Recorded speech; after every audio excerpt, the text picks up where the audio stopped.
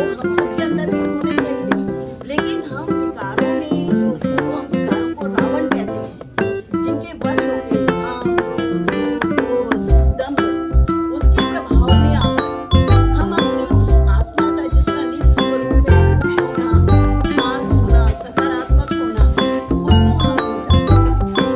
और जिसके कारण हम तुलना में आते हैं, अपेक्षा में आते हैं, और हमारा जो जीवन है उसमें निराशा और परेशानियां आती हैं और हम सब दुखी रहते हैं।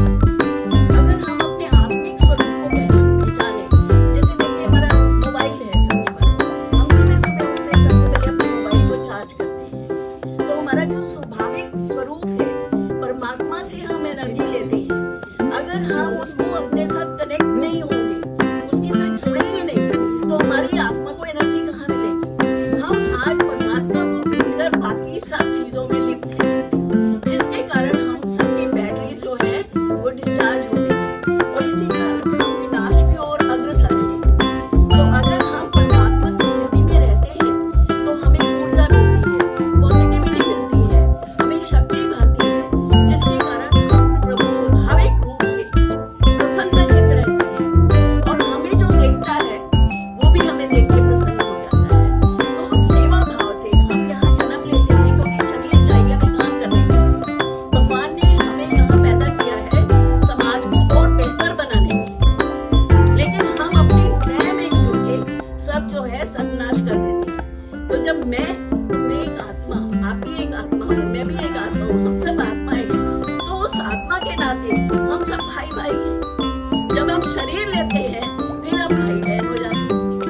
तो अगर आत्मिक स्थिति में हम रहे तो हम किसी के लिए कभी भी बुरा सोच भी नहीं सकते।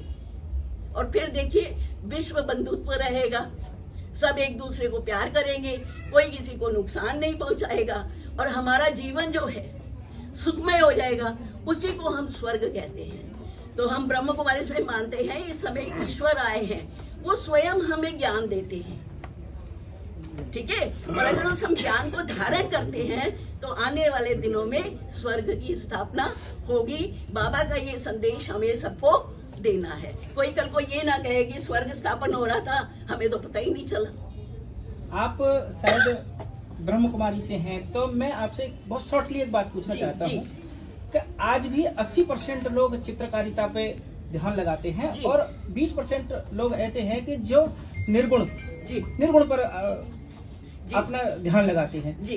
तो इसमें कौन सा सही है, कौन नहीं है? और एक सेकंड, दूसरा ये कि इसमें जो हम परमात्मा को जो हम पूज रहे हैं, जिसके आप हमें बताते हो जो मुरली आती है, तो उसमें कौन सही है कौन गलत? जी देखिए, हम परमात्मा को पूज नहीं रहे हैं, हमने परमात्मा के साथ संबंध स्थापित किया है कि परमात्मा जो है वो हमारा पिता है।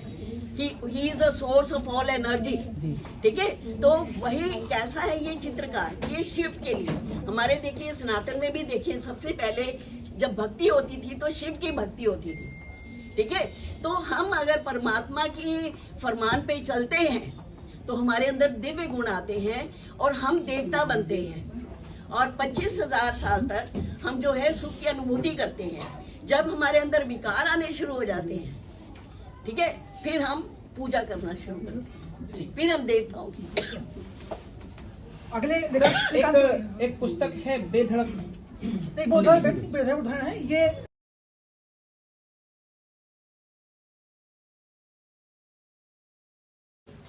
हाँ जी, श्रीवास्तव जी को मैं आमंत्रित करता हूँ कि वो आए। उनका 2 सम्मान पत्र है, बड़ा हुआ है।